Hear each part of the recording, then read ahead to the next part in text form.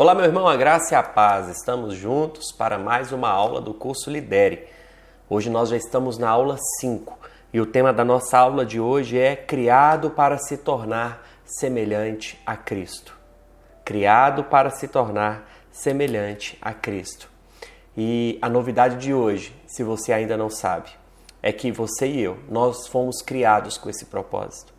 Nós fomos criados conforme a imagem e semelhança de Deus. E qual que é a diferença entre tornar-se semelhante a Jesus e o que a maioria das pessoas entende por discipulado?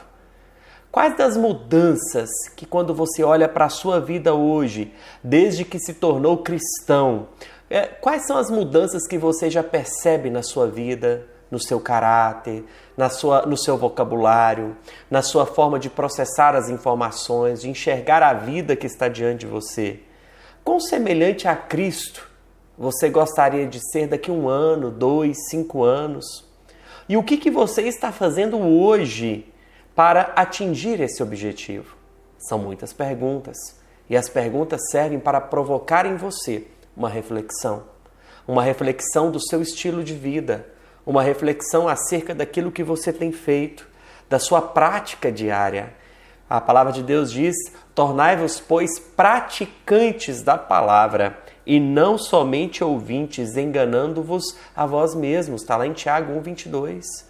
Muitas pessoas, elas ouvem a palavra, elas vão à igreja, elas até gostam do conteúdo, mas aquele conteúdo não é vivo o suficiente para elas, para transformá-las por completo.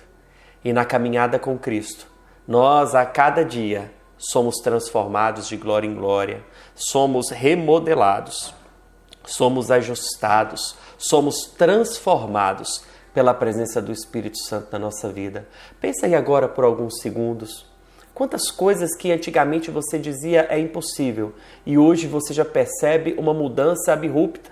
Hoje você já percebe que você não é mais aquele homem, aquela mulher que você era, com aquele vocabulário, com aquela postura, com aquela forma de lidar e processar as situações do seu dia a dia. Eu quero lhe dizer que o propósito de Deus, efetivamente, é fazer de você esse ser recriado em Cristo Jesus, quando você nasceu de novo, e a cada dia mais ser sim a semelhança de Cristo. No livro de Gênesis capítulo 1, nos versos 26 e 27, deixa claro que nós fomos criados conforme a imagem e a semelhança de Deus. E, efetivamente, de fato, o homem não é Deus, mas Deus, em sua infinita graça e misericórdia, compartilhou conosco características dele. Assim como uma criança ao nascer, ela herda características da genética do seu pai, da sua mãe, da sua ascendência, nós também trazemos no bojo características do nosso Criador. E quais são essas características que o ser humano tem? Bom, a Bíblia diz lá em João 4:24 que Deus é Espírito. Essa é uma primeira característica. Se Deus é Espírito, logo, nós também. Por isso que a Bíblia diz em Tessalonicenses 5:23, mantenha o vosso espírito, alma e corpo irrepreensíveis, ou seja, zelando do seu espírito, alma e corpo diante de Deus. Então nós somos um ser espiritual assim como Deus. Segundo, em 1 de João 1:5 diz que Deus é luz. Se Deus é luz e nós fomos criados conforme a imagem e semelhança dele, e agora em Cristo nós fomos recriados, nós também somos a luz que ilumina as pessoas através da nossa vida, do nosso testemunho, do nosso amor, da forma como nós cuidamos e valorizamos as pessoas à nossa volta. E em 1 de João capítulo 4, nos versos 7 e 8, diz que Deus também é amor. Deus é amor. A nossa geração confunde um pouco o amor. Ela muitas vezes entende que o amor de Deus é um amor libertino, mas não é um amor libertino, é um amor que liberta. O amor de Deus liberta o ser humano. O amor de Deus tira a venda de sobre os nossos olhos, faz-nos enxergar, faz-nos viver a dinâmica do reino. Deus é amor. Deus é amor.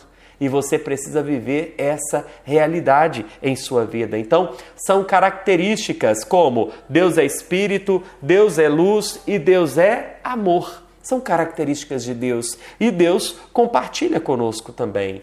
Então, Deus é espírito. E aí quando a gente percebe na criação do homem, quando Deus criou o homem do pó da terra, o corpo do homem foi formado do pó da terra, mas o espírito do homem, diz o texto, ele veio do sopro de Deus. Eu quero que você confira comigo lá na sua Bíblia, no Evangelho segundo João, capítulo 1, versículo 14. Olha que tremendo. Aquele que é a palavra tornou-se carne e viveu entre nós. Vimos a sua glória, glória como do unigênito vindo do Pai, cheio de graça e de verdade. Deus é espírito e não tem corpo. Deus tornou-se carne quando ele veio ao mundo em Cristo Jesus. E o Verbo se fez carne e habitou entre nós. Mas o nosso Deus é um Deus que é espírito. E ao soprar no homem criado ali no Gênesis o fôlego de vida, ele estava enchendo a sua criação corpórea com o espírito, com a essência, com aquilo que é eterno. Que tremendo essa verdade. Então, assim como Deus, o homem é capaz de quê? O homem é capaz de relacionar-se. Lá no Evangelho de João, capítulo 5, Jesus diz: eu faço o que eu vi o Pai fazer. E quando nós olhamos para o ministério de Jesus, nós percebemos um Cristo que se relacionava com as pessoas.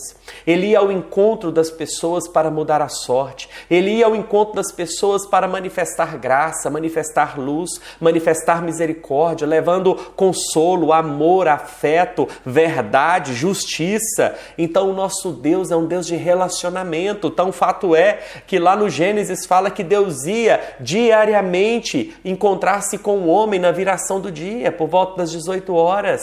Deus fez a sua criação e ele queria estar em contato com a sua criação. Então, da mesma forma que Deus ama relacionamento, nós também precisamos nos relacionar. Eu vejo que às vezes no nosso culto, naquele intervalo que nós fazemos de comunhão, tem uns irmãos que ficam fechados, engessados, travados. Parece que eles estão amarrados na cadeira. Por quê? Tem alguma coisa aí. Tem alguma situação na infância, na criação, um maltrato, um mau jeito, uma forma de amor. Então é tempo de se libertar, porque em Cristo nós podemos abraçar. Em Cristo nós podemos levar a mão para cumprimentar um irmão. Se você vai dar a paz do Senhor, graça e paz, olá, boa noite, e aí? Opa, não tem problema. A questão é relacionamento, mas também nós somos capazes de escolher. Então o fato é que Deus colocou o homem no jardim e disse: olha, de todas as árvores podereis comer o fruto, menos da árvore do conhecimento do bem e do mal. Deus não criou uma máquina, Deus não criou um robô, Ele criou o ser humano com liberdade. E nós também podemos escolher, nós podemos sentir. E esse sentir através do olfato, através do olfato, paladar, tato, visão e audição. Olha aí, ó, deu até um delay aqui. Nós podemos sentir através dos sentidos que Deus nos deu. Você tem noção disso? Deus te deu 5 sentidos para que você consiga o quê? Sentir. Sentir. Sentir um toque. Como é bom sentir um carinho, um afeto. Quantas pessoas estão carentes de toque? Carentes de afeto. Como é bom sentir uma palavra de amor, uma palavra de afirmação. Como é bom falar e ouvir palavras que são dóceis como mel. Como é bom sentir aquele tempero do bife, estando ali na gordura com cebola, e aí ó, aquele cheiro maravilhoso. Como é bom. Como é bom. E tudo isso é graça de Deus para nós. Nós podemos pensar. Nós somos seres pensantes, somos seres que podem refletir. Isso é uma característica linda que Deus nos deu. A capacidade de refletir a luz e o amor divino. Que tremenda essa verdade. Então o homem foi criado em plena harmonia com Deus, de acordo com Gênesis 1:31. Mas o pecado, ele quebrou essa harmonia. O pecado quebrou a ponte. Deus e o homem tinha uma conexão, Mas aí veio o pecado e quebrou essa conexão. Mas a palavra de Deus diz em Coríntios que Jesus ele veio o quê? Reconciliar, refazer a ponte que liga o homem a Deus. Então, glória a Deus por Jesus, que nos reconecta, que nos reconfigura, que nos reconcilia ao Pai. Então, Deus envia Jesus para o quê? Restaurar a imagem, restaurar a harmonia, restaurar o relacionamento dos homens para com seu Criador. E nesse processo, Romanos capítulo 8, se você estiver com a sua Bíblia aí e podendo acompanhar nos textos bíblicos, Romanos capítulo 8, versículo 30 diz assim: E aos que predestinou, também chamou. E aos que chamou, também justificou. E aos que justificou, também glorificou. Todos os 4 verbos, predestinou, chamou, justificou e glorificou, eles estão no passado. E esses 4 verbos têm a ver com aquilo que Cristo operou por nós na cruz do Calvário. Você pode dar um glória a Deus enquanto eu tomo água?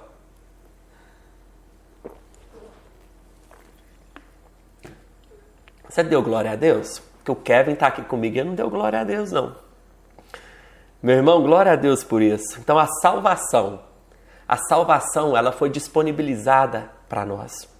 Cristo nos predestinou. O que é predestinar? Um destino pré-determinado. Ou seja, ele falou, olha, vocês agora vão ser o quê? Vão me seguir. Vocês venham, deixe para lá, deixe de lado tudo, toma o meu jugo, aprendei de mim que sou manso e humilde de coração, tome a sua cruz e siga-me.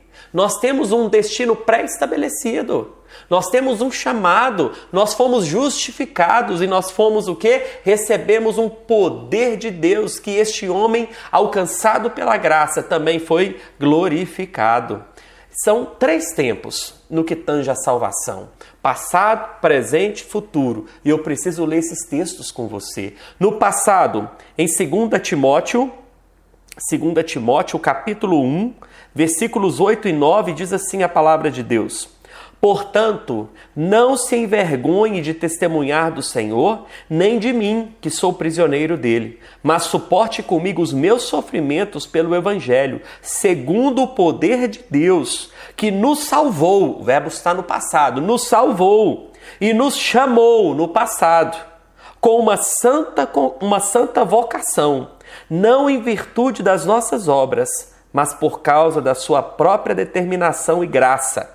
Essa graça nos foi dada em Cristo Jesus, desde os tempos eternos. Olha que texto tremendo. O apóstolo Paulo está falando que ele nos salvou e nos chamou, não porque somos bons, não porque somos caridosos, não porque somos justos, não porque somos íntegros. Não, nós não prestamos. A nossa natureza é caída. Nós somos pecadores.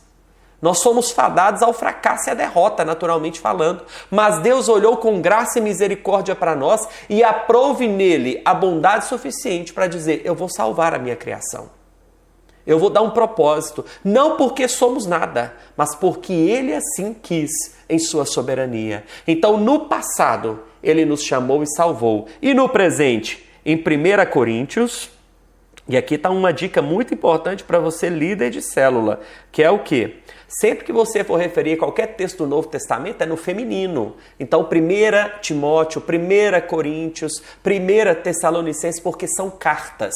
Quando você vai ler os textos do Antigo Testamento, aí são os livros. Então, você fala 1 Samuel, ok? Isso é importante. Antigo Testamento, livros. Novo Testamento, cartas. Fique esperto. Então, no presente, 1 aos Coríntios, capítulo 1, versículo 18. Olha o que diz o texto bíblico. Pois a mensagem da cruz é loucura para os que estão perecendo, mas para nós que estamos sendo salvos, é o poder de Deus. Nós fomos salvos, mas ainda estamos sendo salvos. Compreendem? Houve um poder de Deus de salvação que já aconteceu. Fomos salvos pela cruz, mas diariamente nós estamos testificando a vida de Deus em nós. A misericórdia, a graça, o poder de Deus operando em nossas vidas. E no futuro, Romanos, capítulo 5, versos 9 e 10. Olha que texto tremendo. Romanos 5, 9 e 10. Como agora fomos justificados por seu sangue, o que Paulo está falando? Nós estávamos condenados, éramos réus, mas ele nos justificou, ele nos tirou da cadeira de réu, sentou nela e falou: vocês estão livres, fomos justificados. Por seu sangue, muito mais ainda por meio dele, seremos salvos da ira de Deus. Se quando éramos inimigos de Deus, olha o que o texto bíblico está falando, nós éramos inimigos de Deus. Nós fomos reconciliados com ele, mediante a morte de seu filho. Quanto mais agora, tendo sido reconciliados, seremos salvos por sua vida. Então a salvação, ela acontece no passado, no presente e no futuro. Os textos que lemos, eles tratam justamente sobre isso, sobre a nossa salvação. Contudo, qual que é a diferença entre eles? O tempo da salvação. No passado, Deus nos salvou, no presente estamos sendo salvos e no futuro seremos salvos da ira de Deus. Então, nós fomos salvos no passado da condenação do pecado. Nós estávamos condenados, nós éramos inimigos de Deus, mas Deus em Cristo Jesus escolheu, Ele quis, aprove a Deus nos salvar da condenação do pecado. No presente, estamos sendo salvos do domínio do pecado. Por isso que diariamente nós lutamos contra o pecado. Em alguns momentos nós caímos, temos nossos vacilos, temos nossos erros, e Jesus nos deixou uma palavra clara. A palavra de Deus diz que em 1 de João 9, através do apóstolo, se confessarmos os nossos pecados, Deus é fiel e justo para nos perdoar os pecados e nos purificar de toda injustiça. Ou seja, nós estamos sendo salvos. Se cairmos, nós vamos confessar, arrepender e nos limpar, nos lavar de todo o prejuízo do pecado. E no futuro, nós seremos salvos da presença do pecado. Você pode dizer aleluia? Nós seremos salvos da presença do pecado. No futuro, quando nós formos para Deus, quando o Senhor voltar para nos buscar, o pecado será extirpado. Nós não teremos mais que lutar contra ele. Então, nesses três tempos, passado, presente e futuro, a salvação está acontecendo. A salvação está fluindo. Fomos salvos da condenação, somos salvos dos pecados e seremos salvos da ira de Deus. E tudo isso tem a ver com o quê? No passado, a justificação. Fomos justificados, fomos retirados da cadeira de réus. Jesus pagou o preço por nós. Segundo aos Coríntios 5:21 diz que aquele que não conheceu o pecado, ele se fez pecado por nós, para que nele nos tornemos justos diante de Deus. Então no passado fomos justificados. No presente somos o quê? Santificados. A cada dia me purificando, me lavando no sangue do Cordeiro, e no futuro seremos glorificados. Que tremendo, que palavra linda de Deus para nós. Então, como viver? Primeiro, sem medo da condenação do pecado. Não existe isso. É pecadinho, pecado, pecadão, pecado capital. Não existe isso. Não existe isso. A palavra de Deus diz pecado. E para o pecado nós temos o sangue do Cordeiro. Então, não importa qual seja o pecado que você cometeu, peça perdão. Humilhe-se diante de Deus. Dobre os seus joelhos, peça perdão, feche as brechas, quebre as pontes que te levam ao pecado e assuma uma posição correta diante de Deus. Segundo, sem demasiada frustração pela presença do pecado, nós passamos a entender que nós temos que lutar diariamente contra ambientes, ecossistemas que nos levam ao pecado. Compreende? Então é um grupo do WhatsApp que compartilha imoralidade, você sai do grupo. É um filme que te leva aos pensamentos e desejos malignos, para de ver filme. Porque Jesus disse, é melhor entrar no céu sem um pé, sem uma perna, sem uma mão, do que ir para o inferno com tudo. Então nós temos que ir selecionando pessoas, lugares, ambientes, o que nós permitimos entrar na nossa mente, na nossa alma. E terceiro, a segurança e a expectativa da salvação não são desculpas para o pecado. Pastor, uma vez salvo, salvo para sempre. Então eu posso viver como o filho pródigo. Meu irmão, você vai arriscar? Você vai arriscar porque a palavra de Deus diz o quê? Que sem santificação ninguém verá a Deus. Sem santificação ninguém verá a Deus. Eu sei que existe a santificação posicional e processual e eu quero te ensinar isso. Posicional, nós somos santos diante de Deus. Lá em 1 Coríntios, no capítulo 1, o apóstolo Paulo chama a igreja dos santos. Mas alguns capítulos adiante, ele começa a exortar a igreja, corrigir a igreja, por causa de pecados que estavam sendo tolerados pela comunidade de Corinto. Então existia um nível de pecado muito ruim naquela igreja. Então nós somos posicionados como santos, mas nós temos um processo diário de santificação, de purificação. Então nós não podemos permitir ideias erradas, heresias, achar que podemos ludibriar Deus. Nós temos visto por aí na internet, igrejas inclusivas aceitam tudo. Aceitam tudo. Não sou eu que vou separar o joio do trigo. A Bíblia diz que os dois vão ficar juntos, mas é ele que vai separar o joio do trigo. Mas eu, enquanto pastor, você como líder, nós temos que ensinar a palavra. Nós temos que ensinar o Evangelho. E o Evangelho deixa claro sobre negar a si mesmo, tomar a sua cruz e seguir Jesus. A santificação é um processo executado por Deus em parceria com o homem. E eu quero ler com vocês Gálatas capítulo 5, versículo 16, que diz o seguinte: por isso digam, vivam pelo Espírito e de modo nenhum satisfarão os desejos da carne. Paulo está sendo enfático. Se vivermos pelo Espírito, de modo nenhum satisfaremos os desejos da carne. Em Romanos capítulo 8, Paulo diz, os que se inclinam para a carne cogitam das coisas da carne, os que se inclinam para o Espírito, das coisas do Espírito. Então, quais são os 3 passos para a santificação? Primeiro, reconhecimento do pecado. É preciso reconhecer o pecado. É preciso dar nome ao pecado. É adultério, é prostituição, é mentira, é soberba, orgulho, autossuficiência.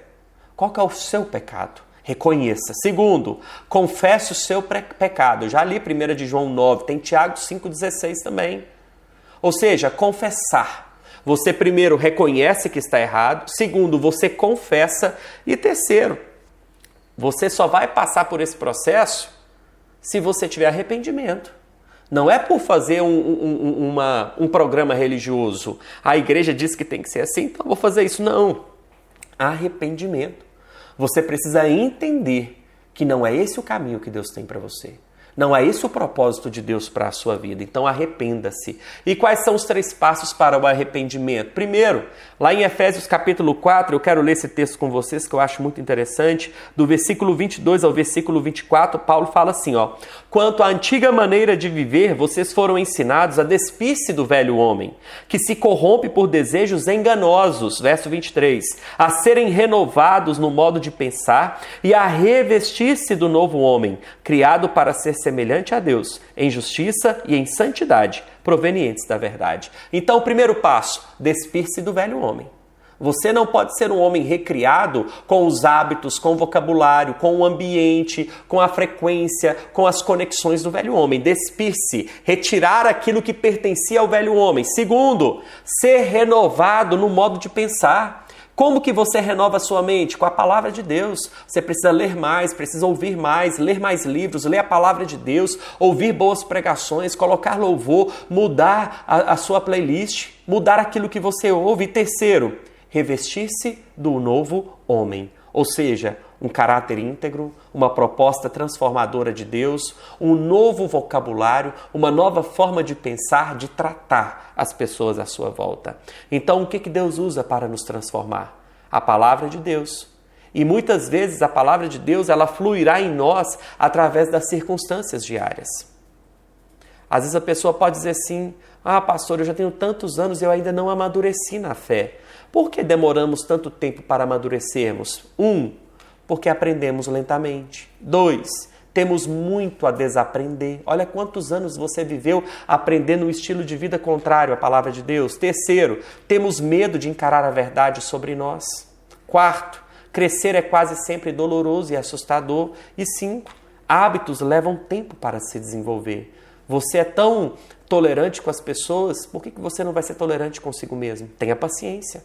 Não estou falando para ser permissivo. libertino, mas eu estou falando para andar tantas milhas quantas forem necessárias para o seu crescimento e para o seu amadurecimento. Então, não se apresse.